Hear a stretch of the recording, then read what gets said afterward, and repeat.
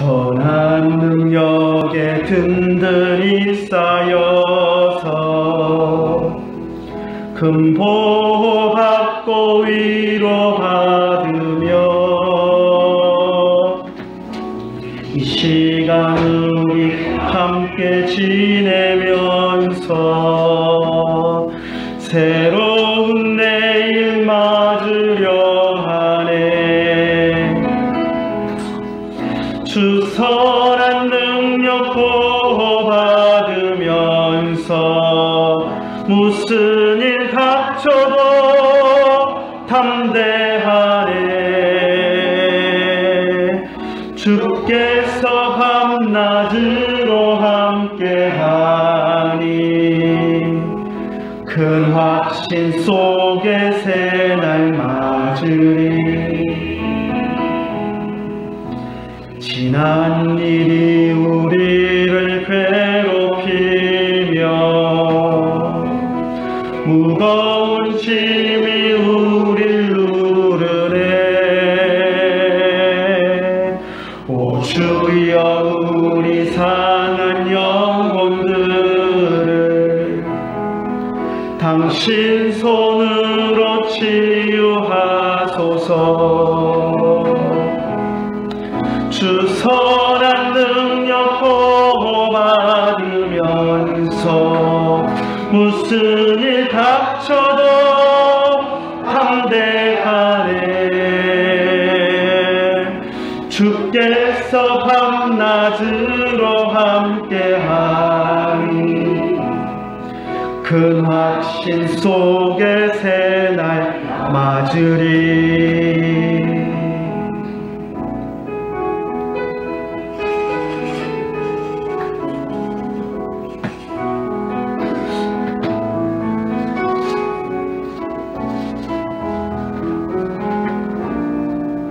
주께서 우리에게 허락하신 작은 촛불이 타게 하소서. 우리로 다시 하나 되게 하사 어두움 밝히 비춰주소서. 주 선한 능력 보호받으면서 무슨 일 닥쳐도 담대하네. 주께서 밤낮으로 함께하니 큰 확신 속에 새날 맞으리. 감사함으로 그의 문에 들어가며 찬송함으로 그의 궁정에 들어가서 그에게 감사하며 그의 이름을 송축할지어다. 여호와는 선하시니 그의 인자하심이 영원하고 그의 성실하심이 대대에 이르리로다. 아멘. 하나님 아버지 은혜를 감사합니다. 한 해를 마감하는 12월을 맞이하게 하시고 지난 한 해를 돌아보며 또 새로 하나님이 우리에게 주실 새해를 대망하며 특별히 예수 그리스도의 나심을 축하하는 성탄의 절기를 우리가 고대하며 기다리며 또 주님 앞에 예배할 수 있도록 인도하여 주심을 감사를 드립니다. 우리가 오늘 모여서 드리는 이 예배를 하나님 기쁘게 흠양하여 받아주시고 우리가 예배하는 가운데 하나님을 만나며 또 하나님께서 예수 그리스도를 통하여 우리에게 주시는 놀라운 소망을 바라볼 수 있도록 인도하여 주시옵소서. 어느 곳에 있든지 하나 되어 드리는 이 예배를 하나님께서 받아주실 줄 믿사옵고 우리 주 예수님의 이름으로 기도드리옵나이다. 아멘.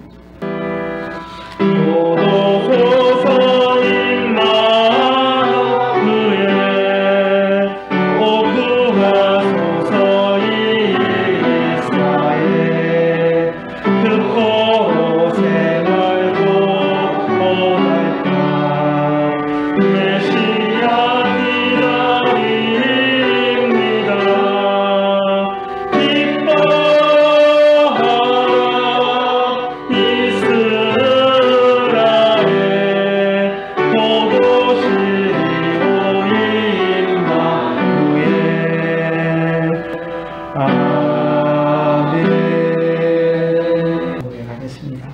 전능하사 천지를 만드신 하나님 아버지를 내가 믿사오며 그 외아들 우리 주 예수 그리스도를 믿사오니 이는 성령으로 잉태하사 동정녀 마리아에게 나시고 본디오 빌라도에게 고난을 받으사 십자가에 못 박혀 죽으시고 장사한 지 사흘 만에 죽은 자 가운데서 다시 살아나시며 하늘에 오르사 전능하신 하나님 우편에 앉아 계시다가 저리로서 산 자와 죽은 자를 심판하러 오시리라. 성령을 믿사오며 거룩한 공회와 성도가 서로 교통하는 것과 죄를 사하여 주시는 것과 몸이 다시 사는 것과 영원히 사는 것을 믿사옵나이다. 아멘. 예수는 나의 힘이요 내 생명 되시니 구주 예수 떠나 살면 죄 중에 빠지니 눈물이 아파리고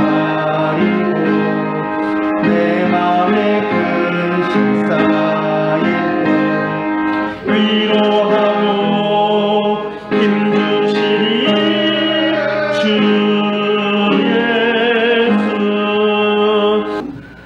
신약성경 마태복음 28장 1절부터 10절 말씀까지 보겠습니다.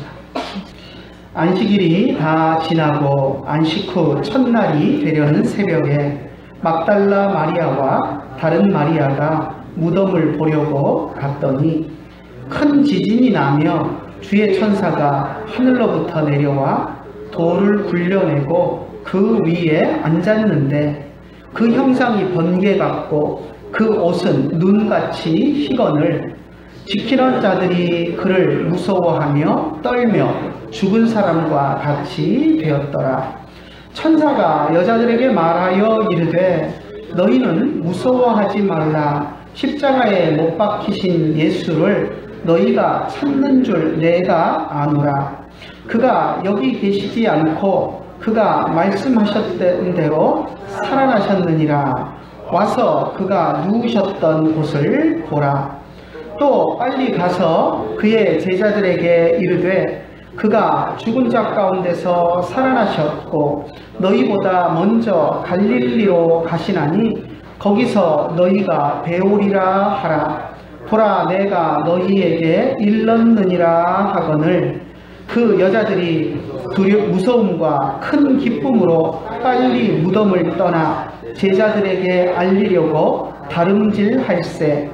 예수께서 그들을 만나 이르시되 평안하냐 하시거늘 여자들이 나아가 그 발을 붙잡고 경배하니 이에 예수께서 이르시되 무서워하지 말라. 가서 내 형제들에게 갈릴리로 가라 하라. 거기서 나를 보리라 하시니라. 아멘. 여러분 예수님이 며칠 만에 부활하셨죠? 왜 대답들을 못하십니까? 마스크를 써가지고 다 벙어리가 되셨나 봐요. 며칠 만에 부활하셨죠? 3일 만에 부활하셨죠. 그러니까 보통 3일 이렇게 이야기 안 하고 사흘 만에 부활하셨다 이렇게 얘기를 합니다. 그러니까 미국에 있을 때 한국말을 잘 못하는 그 2세 아이들이 예수님이 사흘 만에 부활하셨다니까 깜짝 놀라면서 사흘이요? 이러면서 손가락을 네 개를 꺼내 보이는 모습을 보고 웃었던 일이 있습니다. 우리는 하루 이틀 사흘 이렇게 이야기하는데 사가 들어가니까 사흘 그러니까 이게 사흘이 4일인 줄 아는 그런 아이도 있었던 적이 있습니다. 예수님 분명히 3일 만에 부활을 하셨습니다. 그런데 이 아이가 사흘 그러면서 깜짝 놀래고 손가락을 넷을 내보인 것처럼 우리들도 늘 그냥 예수님이 며칠 만에 부활하셨습니까? 라고 하면 3일 만에 라고 이야기를 하지만 실제 예수님이 돌아가시고 부활하신 그 시간을 생각해 보면 이게 3일이야? 라고 생각할 때가 있습니다. 왜 그렇죠?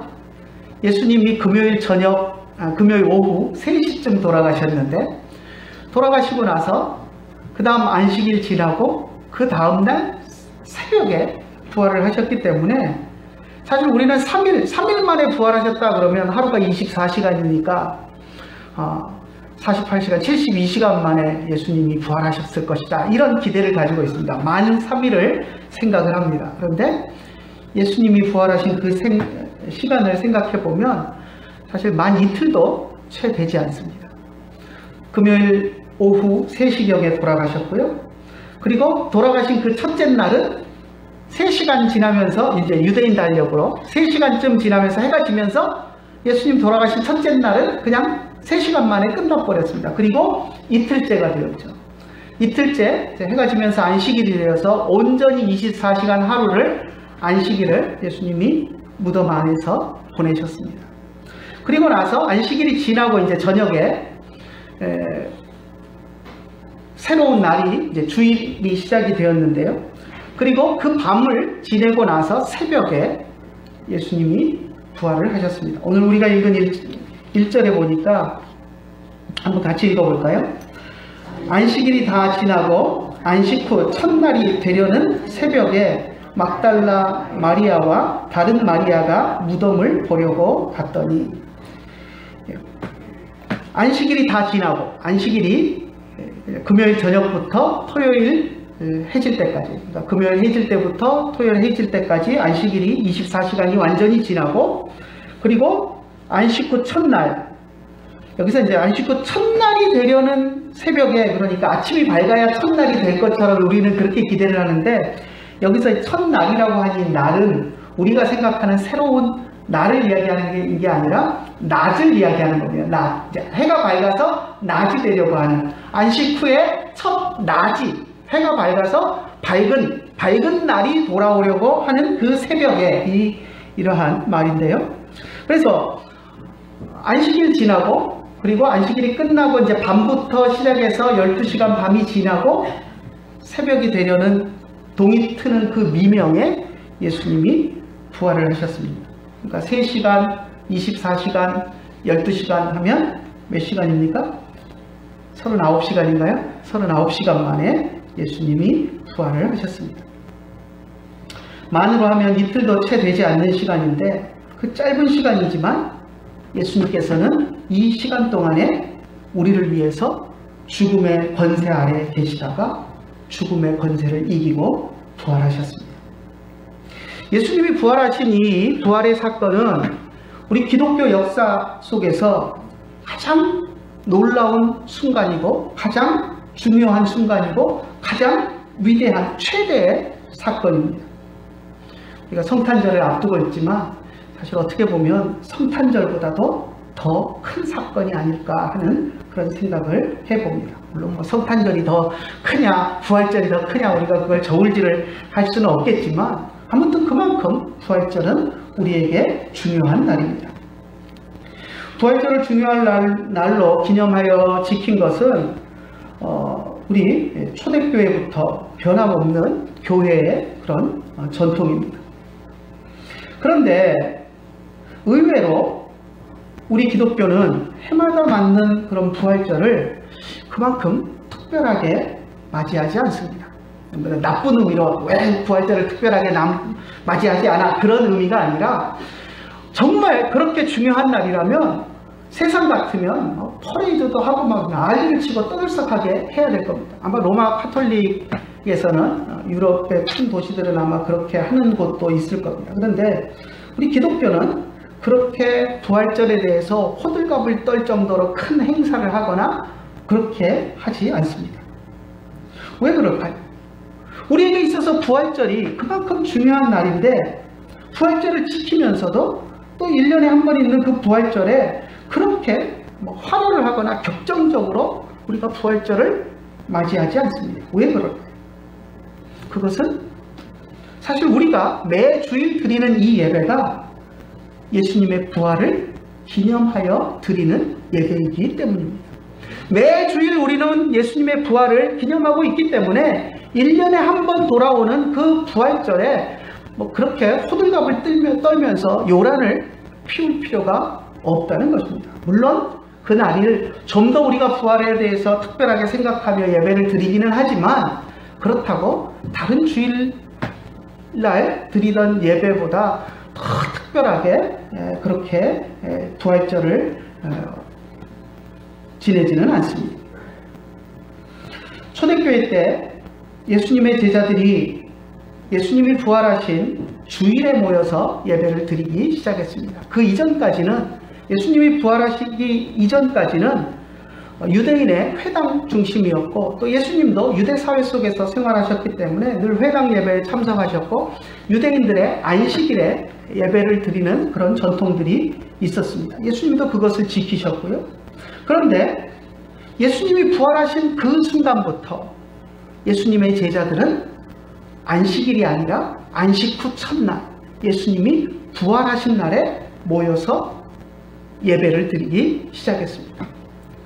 왜 그랬을까요? 예수님의 부활을 기념하기 위해서였습니다.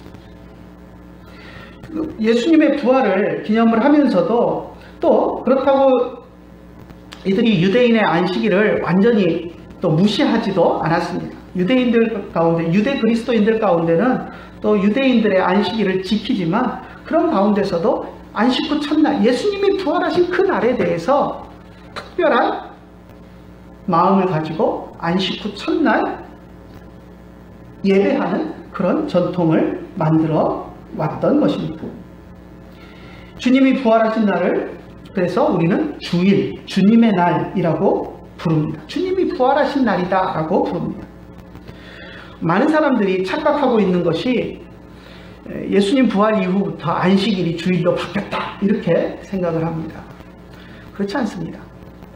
안식일과 주일은 완전히 다른 날입니다. 우리는 날짜를 바꿔서 안식일을 지키고 있는 것이 아니라 주님의 날인 주일을 지키고 있는 것입니다.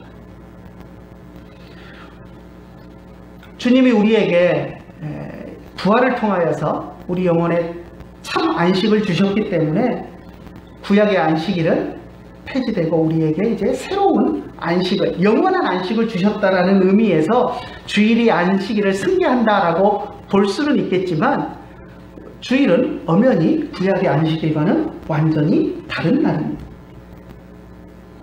마태는 예수님이 부활하신 시간이 분명히 안식일이 지난 후 첫날 새벽이었다라고 우리에게 말해줍니다. 우리는 안식 후 첫날 이 주일을 기념하여 매 주일 주님의 부활을 기념하면서 예배를 드리고 있습니다. 그렇기 때문에 우리가 드리는 매 주일 드리는 이 예배가 부활의 감격 속에서 드려져야 합니다. 예수님이 나를 위해서 십자가에 죽으셨고 3일 만에 죽음의 권세를 이기고 부활하셨다. 그리고 그 부활의 능력이 내게도 있고 나도 주님과 함께 부활하여 영원한 삶을 주님과 함께 살게 될 것이다 하는 그 기쁨이, 그 희열이 매 주일 드리는 예배 속에서 우리 안에 솟아나와야 합니다. 그런데 매 주일 예배를 드리면서는 예수님의 부활을 전혀 생각도 하지 않고, 그리고 1년을 살다가 그냥 부활절 한 차례, 남들이 부활절이라고 조금 요란하게 하는 것 같으니까, 기독교뿐만 아니라 요즘은 조금 한국은 덜한데 미국에 보면 우리 홈플러스나 이마트 같은 대형 마트들에 가면 부활절을 앞두고는 완전히 그 사탕 코너나 이런 쪽에 애들 과자 코너가 전부 다 부활절로 분위기로 바뀌어 있습니다. 그리고 온통 부활절 그 물건들을 파느라고 마트들도 난리가 아닙니다. 자, 그런 모습을 보면서, 그런 속에서 우리가 부활절을 주님이 부활하신 부활절이 되었구나, 1년에 한 번 그렇게 꼴랑 부활절을 생각한다면 그것은 완전히 잘못된 것입니다. 중세 로마 교회가 교회력을 강조하기 시작하면서 부활절을 특별한 날로 많이 강조를 했습니다. 그렇게 하면서 평소에 부활절에 대한 생각들을 사람들이 잊어버리고 평소 주일에 주님의 부활을 기념하는 예배라는 것들을 잊어버리는 그런 상황에 놓이게 되었습니다. 매 주일이 주님의 부활을 기념하는 축제여야 하고 성도들이 매일매일 부활의 기쁨 속에서 살아가야 하는데, 매일매일의 성도들의 삶 속에서 부활의 기쁨은 없어져 버리고 1년에 한 차례 부활절을 성대하게 행사로 치르는 그것만이 교회 안에 남게 된 것입니다.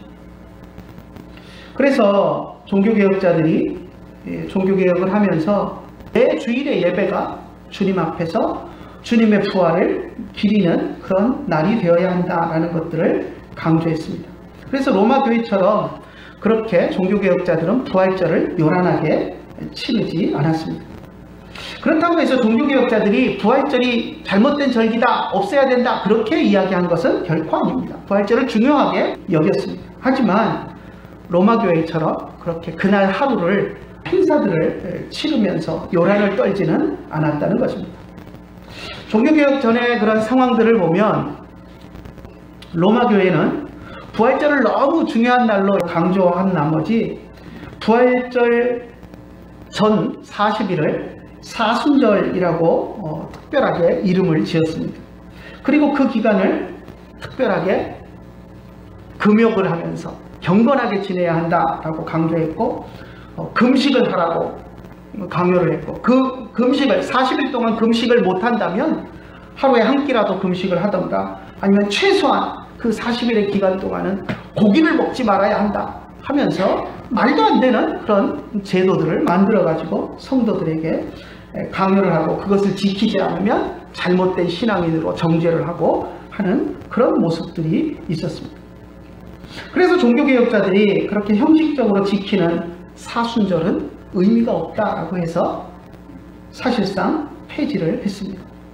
매 주일 예배를 주님의 부활을 기념하는 축제로 예배로 드리지 않고 1년에 한 번 부활을 기념하는 날로 퉁치면서 그 이전에 40일을 사순절이라는 이름까지 만들어 가지고 그렇게 특별한 의미를 부여한다고 호들갑을 떠는 것은 그것은 우리에게 별 의미가 없는 일입니다.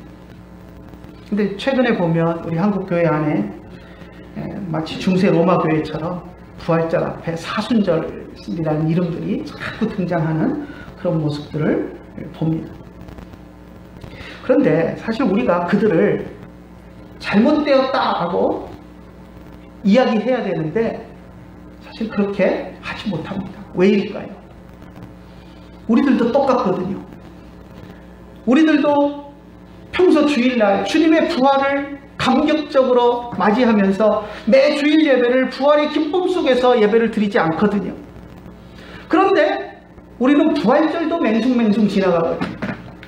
1년 365일 내내 주님의 부활을 한 번도 생각하지 않고 살아가는 우리들이 부활절 전 40일이라도 부활을 생각하며 경건하게 살아보겠다고 하는 사람들을 향해서 평소에 잘해야지 하고 손가락질하면서 비난할 수 있겠습니까? 그렇지 않습니다.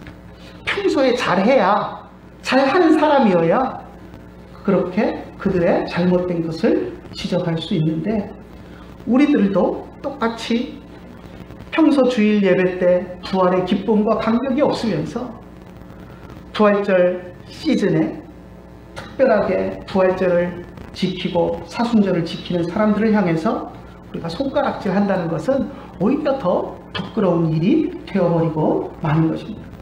우리가 매일매일 삶 속에서 부활의 기쁨이 먼저 있어야 합니다.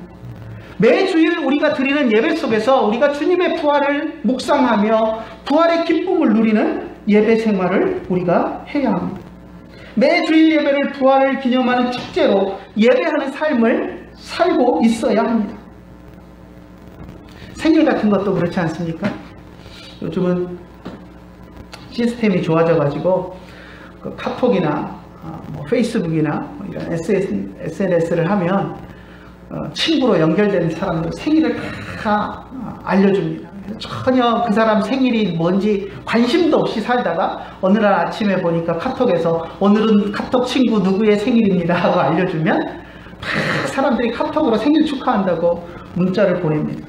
물론 내가 그 사람을 늘 생각하고 있고 그 사람의 생일을 관심을 가지고 있었다면 축하해 줄 수 있겠지만 평소에 그 사람의 생일이 언제인지 전혀 오늘 지나고 나면 또 내년에는 또 모를 그 생일을 카톡이 알려준다고 해가지고 뭐 축하한다고 막 호들갑을 떨고 하는 것들이 저는 제 성격상 그런 것들을 잘 못하겠더라고요. 아무튼 생일 같은 것도 그렇습니다. 생일이라고 해서 1년에 한 번 그렇게 그것도 카톡이 알려줘가지고 한번 축하해 막 그러고 막 이모티콘 여러 개 막 날려보내면서 그렇게 한번 하고, 그리고 1년은 그 사람에 대해서 그 사람이 무슨 생각을 하는지 무슨 고민을 가지고 사는지 전혀 관심도 없이 살아간다면 그 생일날 한번 축하한다는 메시지를 날려주고, 또 혹은 가족들 간에도 평소에는 서로 대화도 없이 살다가 생일만 되면 케이크 하나 사다가 촛불 꽂아놓고 박수치며 촛불이나 한번 불고 끝나는 그런 생일이라면 과연 그것이 무슨 큰 의미가 있겠습니까? 물론 그것조차 안 하는 것보다는 낫겠죠. 그죠? 평소에도 관심 없고 생일날도 관심 없고 그것보다는 그나마 1년에 한 번이라도 생일날이라도 관심을 가져주는 게 차라리 낫겠죠. 그런데 평소에 관심을 가지지 않으면서 1년에 한 번 별로 마음에도 없는 그런 요식 행위를 하는 것은 별로 큰 의미가 없다는 거죠. 정말 중요한 것은 평소에 사랑과 관심을 가지고 대하는 것이고, 그 사람이 무슨 고민을 하고 있는지 또 어떤 또 다른 일들이 있는지 관심을 가지면서 항상 함께 사랑하며 살아가는 그런 모습들이 더 중요하다는 것을, 평소에 관심과 애정을 주는 것이 더 중요하다는 것을 우리는 기억해야 합니다. 물론 평소에도 잘하고 생일날도 잘 챙겨주고 그러면 금상첨화겠죠. 하나님을 대하는 우리들의 태도도 마찬가지입니다. 절기를 특별하게 지키는 것 물론 중요합니다. 그런데 더 중요한 것은 절기만 요란하게 지키는 것이 아니라 일상생활 속에서 매주일 드리는 예배 속에서 주님을 찬송하고 주님이 우리에게 주신 부활의 기쁨을 누리면서 살아가는 것입니다. 오늘 예수님의 부활을 묵상하면서 우리들의 모습을 좀 되돌아 보았으면 좋겠습니다. 모르겠습니다. 설교를 들으면서 오늘 부활주일도 아닌데 왜 부활에 대해서 설교하는 거야? 이렇게 뚱 해갖고 계신 분이 있는지도 모르겠습니다. 12월이 되었고 크리스마스가 눈앞인데 트리도 만들어 놨는데 성탄절 설교를 해야지 왜 뜬금없이 부활절 선교야? 라고 이야기하는 분이 있을지도 모르겠습니다. 하지만 우리가 매주일 드리는 예배가 예수님이 우리에게 주신 부활의 기쁨을 충만하게 누리는 예배가 되어야 합니다. 그것은 성탄절이라고 다르지 않습니다. 추수감사절이라고 다르지 않습니다.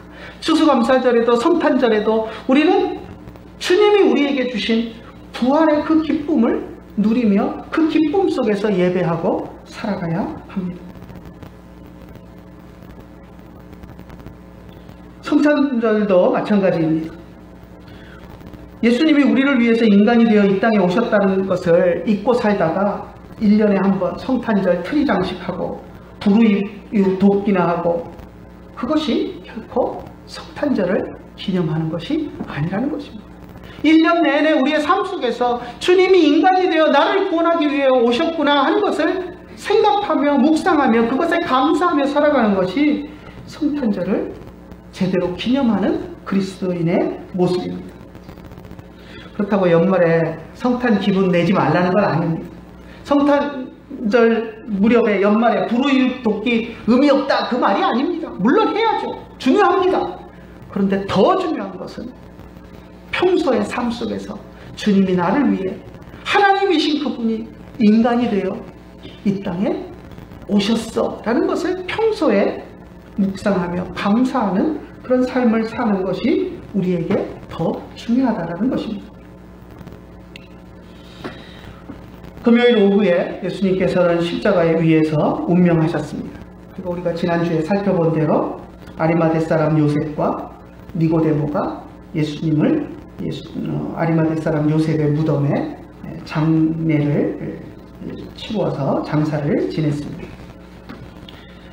그리고 안식일을 보내고 안식 후 첫날 주일 새벽에 몇몇 여인들이 예수님의 무덤을 찾았습니다. 이 여인들을 한번 생각을 해 보십시오. 이 여인들은 예수님이 십자가에 달릴 때도 끝까지 예수님의 곁을 지켰던 여인들입니다. 막달라 마리아, 그리고 야고보와 요새의 어머니 마리아, 그리고 세베대의 아들들의 어머니 살로메, 이 세 여인들인데요. 이 여인들은 예수님께서 살아계실 때도 예수님을 위해서 헌신하고 수고했던 그런 사람들입니다. 갈릴리에서 예수님이 말씀을 전하실 때부터 주님을 따라다니면서 섬겼던 사람들입니다. 갈릴리에서 예루살렘까지 먼 길을 여행하시는 동안에도 예수님과 늘 동행했습니다. 예수님께서 잡히셔서 십자가의 고통을 당하실 때 12제자를 비롯해서 다른 사람들은 뿔뿔이 다 예수님을 버리고 달아났지만 이들은 끝까지 예수님의 십자가 곁을 울면서 지켰던 여인들입니다. 다른 12제자처럼 예수님의 제자, 사도라는 칭호를 받은 것도 아닙니다. 그런데 그들은 끝까지 갈릴리에서부터 예수님의 사역에 늘 함께하고 동행했고, 이름이 중요한 것이 아니라 내가 뭐다 라는 이름이 중요한 것이 아니라 예수님 곁에서 예수님을 지키며 예수님의 사역에 함께하겠다는 그 마음으로 이름도 없이 빛도 없이 예수님과 함께했던 여인들입니다. 그런데 그들이 끝까지 예수님 곁에 있다가 요셉과 니고데모가 예수님의 시체를 장사 지낼 때도 그들은 그 곁에 있었고, 그리고 나서 이제 안식일이 되어서 집으로 돌아갔다가 안식 후 첫날 밤이 지나고 새벽에 이들이 예수님의 무덤을 찾았습니다.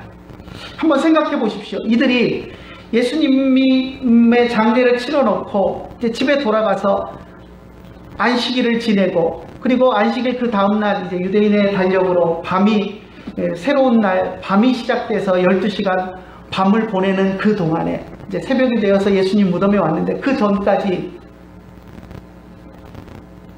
36시간 동안 그들의 마음속에 무슨 생각이 있었겠습니까? 아마 다른 생각 없었을 겁니다. 예수님 생각으로 온통 가득 차 있었을 것입니다.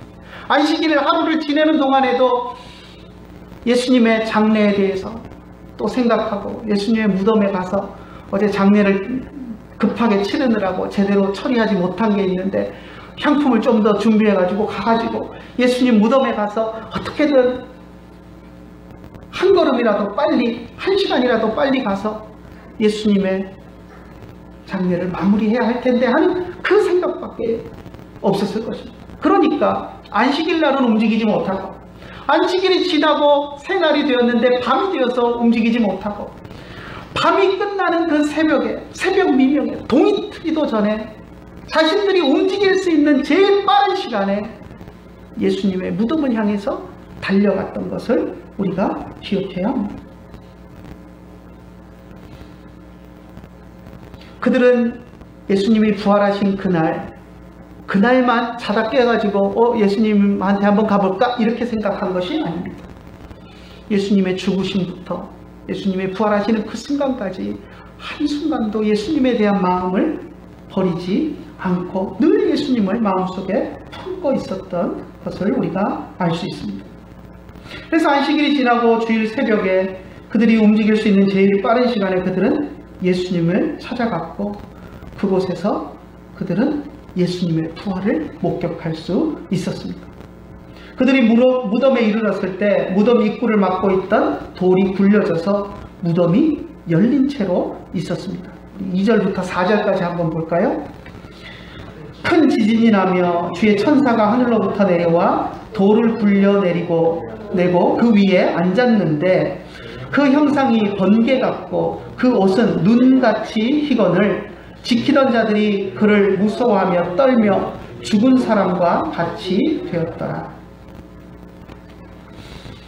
4절을 읽으면서 여러분은 그런 경험을 해보신 적이 있는지 모르겠는데, 너무 무서우면 꼼짝을 못할 때가 있습니다. 도망가야지 생각은 있는데 발이 떨어지지 않아가지고 도망가지 못하는 그런 순간들이 있습니다. 아마 이 4절을 보면서 이 무덤을 지키던 군인들의 모습이 그런 모습이었던 것 같아요. 천사의 그 모습에 완전히 기가 죽은 주눅이 들어가지고 그냥 얼어가지고 꼼짝을 못하고 있는 죽은 사람같이 되었다라는 이 표현이 그와 같은 모습인 것 같습니다. 여인들이 무덤을 찾았을 때 모습이 이런 모습이었습니다. 이미 돌은 굴려져 있었고 예수님은 부활하셔서 어디론가 가시고 안 계시고 천사만이 남아서 있었고 지키던 자들은 천사 앞에 완전히 얼어가지고 얼어붙어서 꼼짝을 못하고 두려움에 떨고 있는 그런 모습이었습니다. 여인들도 두려웠겠죠. 천사 앞에 분명히 두려웠을 것입니다. 그런데 천사가 여인들을 향해서 두려워하지 말라라고 이야기하면서 예수님을 너희들이 찾는 줄을 알지만 예수님은 여기 계시지 않고 부활하셨다라고 하는 소식을 전해 주었습니다. 사실 예수님께서 예수님의 부활에 대한 말씀들을 하셨기 때문에 예수님의 말씀을 평소에 꾸준히 잘 들어왔던 사람들이라면 이 천사의 말이 하나도 새로울 것은 사실 없습니다. 지금 천사가 말한 것이 예수님이 살아나셨다, 부활하셨다, 그리고 제자들보다 먼저 갈릴리로 가실 것이다, 거기서 제자들을 만나실 것이다 라는 말씀을 주셨는데요. 예수님께서는 자신이 고난받고 죽임을 당할 것과 3일 만에 부활할 것에 대해서 여러 차례 말씀을 하셨었습니다. 가이사랴 빌립보에서도 베드로가 주는 그리스도시요 살아계신 하나님의 아들이십니다 라고 고백을 했을 때 예수님은 자신이 고난받고 죽으실 것과 3일 만에 부활하실 것을 말씀을 했었습니다. 또 변화산에서도 예수님은 인자가 죽은 자 가운데서 살아날 때까지 너희들이 변화산에서 본 것을 아무에게도 말하지 말아라 라고 하면서 자신이 죽으셨다가 살아나실 것을 말씀을 하셨었습니다.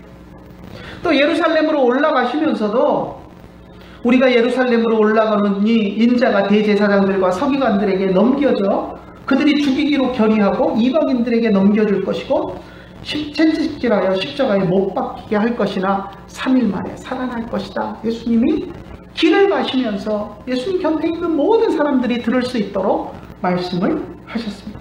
아마 이 여인들도 그 이야기를 들었을 것입니다. 예수님이 부활하신 후에 갈릴리로 가실 것이다 하는 말씀도 이미 하셨던 말씀입니다. 천사가 이야기한 것을 이 여인들이 들었을 때 여인들은 이분이 천사라는 것을 어떻게 확신할 수 있었을까요? 예수님이 하셨던 말씀을 기억하면서 그가 천사고 하나님의 말씀을 전하는 사람이다라는 것을 확신할 수 있었을 것입니다. 그냥 화려한 천사가 겉으로 화려한 영광스러운 모습으로 왔으니까 천사라고 생각을 할까요? 그러다가는 우리가 착각에 빠질 때가 많습니다. 왜? 사탄도 영광의 천사로 가장을 하기 때문입니다. 근데 천사가 전하는 말씀이 예수님이 평소에 해석하셨던 말씀과 정확하게 일치하기 때문에 이들은 예수님이 그때 하셨던 그 말씀을 이 천사가 하는구나, 이 천사가 예수님이 보낸 천사겠구나 하는 것을 느낄 수가 있는 것입니다. 그동안 예수님이 말씀하실 때는 도대체 예수님이 무슨 말씀을 하시는 거야? 왜 자꾸 죽는다는 말씀을 하시는 거야? 하면서 관심 없이 들었을 수 있지만 이제 예수님이 죽으신 그 상황에서 천사의 말을 들으면서 맞아, 그때 예수님이 그 말씀을 하셨었지, 맞아, 그때 예수님이 그 말씀을 하셨었는데 하면서 예수님의 말씀을 떠올리게 되었고 이 천사가 예수님이 보내신 천사라는 것을 그들은 확신할 수 있었습니다. 오늘날도 마찬가지입니다. 우리가 꿈에 무엇을 보았다거나 무슨 꿈을 꾸었다거나 환상을 보았다고 해서 그것을 100% 다 믿으면 안 됩니다. 그것을 하나님의 말씀의 기준에서 비춰보아야 합니다. 이것이 사탄이 우리를 속이려고 장난하려고 영광의 천사로 가장하고 우리에게 주는 환상은 아닌지, 정말 하나님이 우리에게 신앙의 유익을 위해서 주시는 환상인지 성경 말씀과 비추어 보아야 합니다. 그래서 우리는 늘 성경 말씀에 민감해야 합니다. 천사를 만나서 이렇게 부활의 소식을 듣고 놀란 막달라 마리아와 여인들이 제자들에게 예수님의 부활의 소식을 전하기 위해서 달려갔습니다. 근데 달려가는 길에 주님께서 이들에게 와서 만나주시는 모습을 봅니다. 8절 마지막에 보니까 이들이 제자들에게 알리려고 다름질할세라고 이야기를 하는데, 그 앞에 보면 8절 한번 읽어봅시다. 8절 같이 읽어봅시다. 그 여자들이 무서움과 큰 기쁨으로 빨리 무덤을 떠나 제자들에게 알리려고 다름질할세. 무서움과 큰 기쁨이라고 이야기합니다. 천사를 봤으니 무섭겠죠, 그죠? 두려움이 있습니다. 분명히 두려움이 있습니다. 그러면서도 또 예수님의 지금 부활하신 모습을 못 봤기 때문에 정말 부활하신 것이 맞을까? 그러니까 예수님이 살아나셔서 일어나셔서 어디로 가셨을까 하는, 또 예수님을 영원히 하늘로 올라가셔서 못 만나면 어떻게 할까 하는 온갖 생각과 걱정과 두려움이 그들에게 있었을 것입니다. 하지만 죽었던 예수님이 살아나셨다라는 큰 기쁨이, 큰 기쁨으로 그들에게 다가왔습니다. 그래서 제자들에게 알리려고 두려움 반, 기쁨 반을 가슴에 품고 제자들에게 달려갑니다. 그런데 그때 예수님께서 이들을 만나주십니다. 호련히 나타나셔서 물으십니다. 뭐라고 물으시죠? 평안하냐? 라고 물으셨습니다. 히브리 말로 샬롬이라고 이야기했겠죠. 마샬롬카 이 정도 이야기하지 않으셨을까 생각합니다. 샬롬을 이야기하셨습니다. 아니면 우리가 늘 평안 나눔 하는 것처럼 예수님이 아타 샬롬 그러고 너 평안하니 그러고 말씀을 하셨을지도 모르겠죠. 아무튼 예수님은 그들에게 평안의 인사를 전하셨습니다. 그러자 두려움 반 기쁨 반이던 이들의 마음속에 두려움은 이제 사라져버리고 부활하신 주님을 보았다는 그 기쁨 속에 이들이 주님의 발을 붙들고 주님 앞에 엎드려서 주님께 경배했습니다. 그러자 예수님께서 무서워하지 말고 다른 제자들에게 가서 부활의 소식을 전하라고 그들에게 당부하셨습니다. 부활의 주님을 만난 후에 막달라 마리아와 여인들은 주님을 전하기 위해서, 부활의 소식을 전하기 위해서 두려움과 기쁨을 가지고 달려갔었습니다. 여러분은 하나님의 말씀을 들을 때 그것을 얼마나 염두에 두고 살아가십니까? 천사의 말을 들었을 때 그것을 듣고 두려움과 기쁨 속에서 그 말을 전하기 위해서 달려갔던 이 여인들처럼 하나님의 말씀이 우리에게 주어질 때 여러분들은 그것을 가지고 두려움과 큰 기쁨 속에 살아가십니다. 여기서 말씀을 전하는 저는 천사가 아닙니다. 그죠? 하지만 천사와 다를 바 없습니다. 왜입니까? 천사도 주님의 말씀을 여인들에게 전했고 저도 여기서 서서 주님의 말씀을 여러분들에게 전하기 때문입니다. 천사가 되었건 사람이 되었건 주님의 말씀을 우리가 들었다면 그 주님의 말씀을 붙들고 이 여인들이 경험했던 것처럼 주님의 말씀에 대한 두려움과 주님의 말씀을 들은 그것에 대한 그 말씀이 이루어질 것에 대한 기쁨을 가지고 살아야 합니다. 오늘날도 저와 같은 목사들은 열심히 하나님의 말씀을 연구해서 하나님의 말씀을 강단에서 선포하고 가르칩니다. 그런데 그 말씀을 염두에 두고 살아가는 사람들은 그다지 많지 않은 것 같습니다. 모든 사람들이 다 목사님의 말씀을 설교 시간에 듣고 다 귀에 담고 마음에 담아두고 살아간다면 얼마나 좋을까요? 그런데 그렇게 살아가는 사람도 있지만 또 많은 사람들이 한 귀로 듣고 한 귀로 흘려버리거나 그냥 들을 때라도 잠시 생각하고 흘려버리면 그나마도는 안 돼. 머릿속에는 안 거쳐가고 이쪽 귀로 들어갔다 이쪽 귀로 나가버리는 그런 형태로 예배를 드리고 말씀을 듣는 사람들도 상당히 많이 있는 것 같습니다. 그래서 안타깝습니다. 하지만 이 여인들은 천사가 전하여주는 말을 들었을 때 주님이 부활하셨다라는 그 소식을 듣고 한편으로 두려운 마음이 있었지만 또 한편으로는 큰 큰 기쁨을 가지고 그 소식을 전하기 위해서 달려갔던 모습을 우리들에게 보여줍니다. 오늘날도 하나님의 말씀을 대면할 때 두려움과 큰 기쁨으로 주님의 말씀 앞에 서시는 여러분들이 되시기를 간절히 축원합니다. 때로는 주님의 말씀이 우리에게 두려움을 줍니다.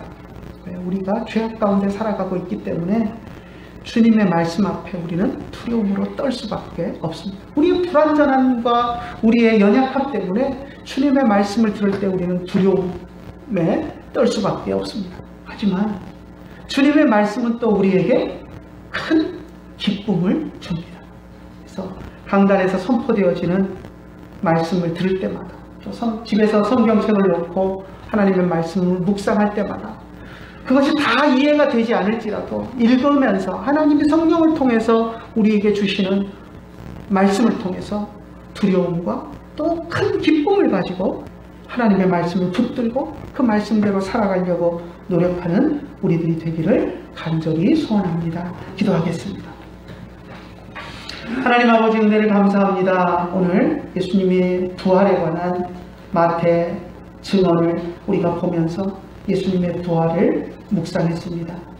안식 후 첫날 새벽 미명에 주님의 무덤을 찾았던 여인들이 주님의 부활을 목격했고 천사로부터 주님이 부활하셨다라는 이야기를 듣고 두려움과 또 큰 기쁨 속에 제자들을 향해서 달려갔던 모습을 보았습니다. 온통 그들은 안식일을 지내는 동안 예수님에 대한 생각밖에 그 마음속에 없었던 것을 우리가 기억합니다.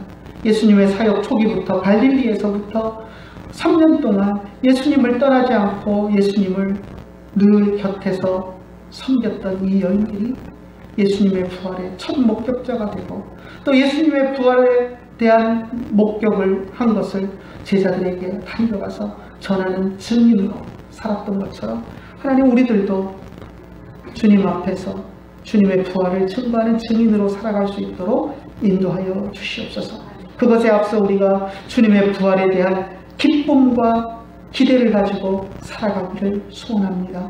주님이 부활하셨다라는 그 기쁨 속에서 하루하루 살아갈 수 있도록 인도하여 주시고, 매일 드리는 우리들의 예배가 주님의 부활을 기뻐하고 축하하고 주님의 부활 속에 감격하는 그러한 예배가 될 수 있도록 인도하여 주시고, 우리가 삶 속에서 예수 그리스도께서 나를 위해 이 땅에 오셔서 인간이 되어 이 땅에 오셔서 나를 위해 내 대신 십자가에 죽으셨고 부활하심으로써 나에게 새로운 부활의 생명을 주셨다는 것을 우리가 분명하게 고백하며 날마다 그 기쁨 속에서 살아가는 우리들이 될 수 있도록 인도하여 주시옵소서. 앞으로 성탄절이 다가옵니다. 또 해마다 우리는 부활절을 경험할 것입니다. 하지만 그때만 주님이 오신 것과 부활을 기억하는 것이 아니라 우리의 삶 전체가 매일매일 순간순간이 주님이 오신 기쁨과 주님이 우리를 위해서 십자가에서 흘린 그 피와 부활의 열매가 우리에게 기쁨이 되었다라는 그 기쁨 속에서 우리가 살아갈 수 있도록 인도하여 주시옵소서. 예수님의 이름으로 기도드리옵나이다. 아멘. 생명의 주 예수 죽음 이기고 무덤 문을 열고 살아나셨네. 주의 말씀대로 이루어져서 사흘 만에 다시 살아나셨네. 즐겁도다 이날 세세의 한 말 사망 권세 깨고 승리하셨네. 아멘. 평안 나눔하겠습니다. 베아타 샬롬, 우베이타 샬롬, 베콜 아쉐르 레카 샬롬. 고요한 어둠에 묻힌 밤 주의 누모 앉아서 감사 기도 드리네. 아기